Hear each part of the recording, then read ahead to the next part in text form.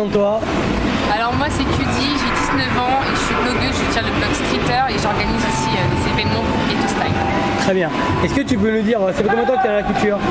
Là, bientôt, je crois que ça va faire 3 ans. Je vais commencer ma 3e année. Est-ce que tu sens qu'aujourd'hui, ton blog et tes papiers, ils sont importants aux yeux des organisateurs? Que tu as un pouvoir en fait? Peut-être. Je pense que ça va... Si je pousse moi-même ma plume, ça va commencer à prendre un peu plus d'ampleur, mais je pense que pour certains organisateurs, déjà, ça a déjà un peu d'impact. Je sais qu'ils vont forcément lire ou qu'on va forcément leur apporter ce que j'ai écrit.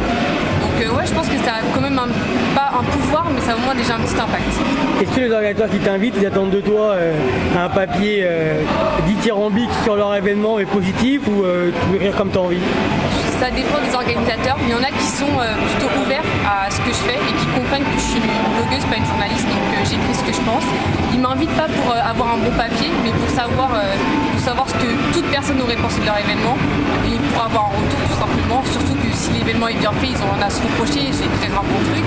Il y a les autres événements qui parce qu'ils m'ont donné une invitation, pensent que je vais forcément écrire quelque chose de bien et qui parfois peuvent être un petit peu déçus parce que je déroge pas à la raison pour laquelle j'écris, c'est-à-dire dire la vérité. C'est ta crédibilité qui est en jeu aussi. Hein? C'est ta crédibilité qui est en jeu. Ouais, surtout, les gens me lisent pour ça, parce que ça change, parce que je dis ce que je pense et c'est ce qui plaît, donc je continue. Toi, ce qui fait qu'aujourd'hui tu arrives à écrire sur la danse, c'est parce que tu traînes beaucoup avec le milieu des danseurs. Ouais. De base, c'était vraiment parce que tout le monde danse chez moi, qui connaissent pas mal de danseurs qui sont actuellement encore là. Après, c'est parce que j'aime vraiment beaucoup écrire de base et je me suis dit un jour par rapport à une annonce que j'aimerais bien aussi écrire sur une culture, pas forcément la danse, parce que moi c'est pas la danse qui me fait venir dans l'hip-hop, c'est vraiment les valeurs, la culture, etc. La danse parce que ça me touche plus qu'autre chose, mais du coup écrire sur la danse, ça me permet de lier aussi par rapport à ma santé qui m'empêche de danser directement, donc je lis les deux. Toi, qu'est-ce qui t'a donné envie de devenir blogueuse? Est-ce qu'il y a des personnes qui t'ont influencé dans le milieu avant? Non, personne. Mais c'est plutôt des gens en dehors qui m'ont boosté pour écrire parce qu'ils connaissaient déjà comment j'écrivais et qui m'ont dit c'est exactement ce qu'il faut, tu aimes la culture et tu aimes écrire, peut-être que tu peux au moins faire ça. Est-ce qu'il y a des événements que tu préfères, c'est-à-dire danse debout, break, électro?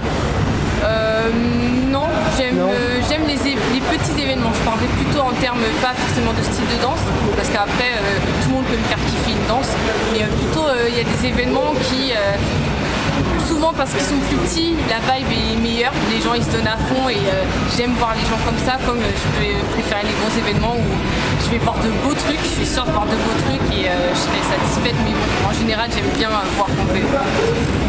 Il y a trop de paramètres pour savoir qu'est-ce qui me fait kiffer. Est-ce que tu en es au stade aujourd'hui où tu as les danseurs, quand ils veulent arriver dans un événement, ils essayent de bien faire parce qu'ils savent que tu vas écrire?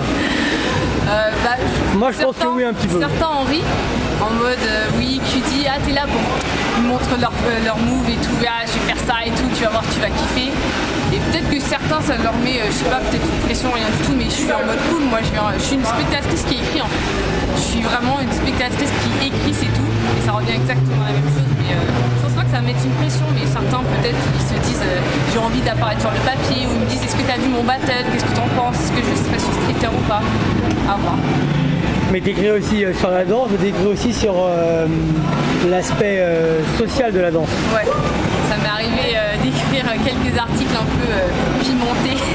Ouais, parce que tu vois ce qui se passe autour de toi et... Pimentés en mode slam ou pas sur l'aspect social du hip-hop. Et non, ça me plaît, ça me permet d'ouvrir un peu les esprits sur ce que c'est, sur ce que j'en pense. Les à côté, tout ça. Ouais, le off. Ouais, le off, que les gens savent un peu ce qui se passe derrière juste un habit ou un mouvement qu'ils vont voir tout le temps en battle. Et c'est important parce qu'au final, les gens ils le savent, ils comprennent, ils savent que je dise la vérité et c'est marrant de voir comment les gens réagissent par rapport à ces articles-là surtout. Est-ce qu'aujourd'hui tu es encore amené à devoir proposer tes services aux organisateurs, ou c'est plutôt eux maintenant qui te demandent de venir pour faire un papier sur leur événement? Franchement, ça dépend des événements. Souvent, ils vont me donner leur flyer, ils vont me dire ouais tu peux passer donc je vais venir. Mais en ce moment, c'est vrai que je fais pas grand-chose. J'ai une période où j'étais en mode j'étais concentrée sur Ghetto Style autre que sur Streeter. Donc c'est vrai que j'ai pas beaucoup écrit. Là,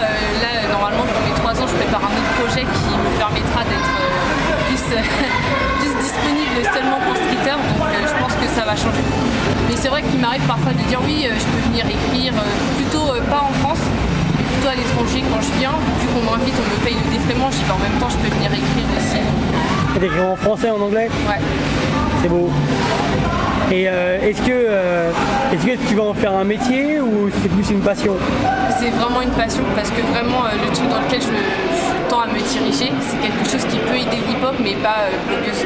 C'est un truc, quand je vois les gens ils me demandent comment être blogueur, je me dis ça me paye pas de fou. Donc c'est pas un métier, c'est vraiment une passion. J'aime écrire, venir, dire ce que je pense et tout, mais on peut faire autre chose. C'est un truc qui m'amène à avoir les contacts et les données pour pouvoir faire autre chose de mieux, je pense. Si demain il y a une fille une personne qui vient vers toi qui demande d'être blogueuse, est-ce que tu as un conseil à lui donner? Ouais, je lui dirais fais attention. Pas évident. Hein. Ouais, c'est pas évident, mais faut aimer ça, je pense.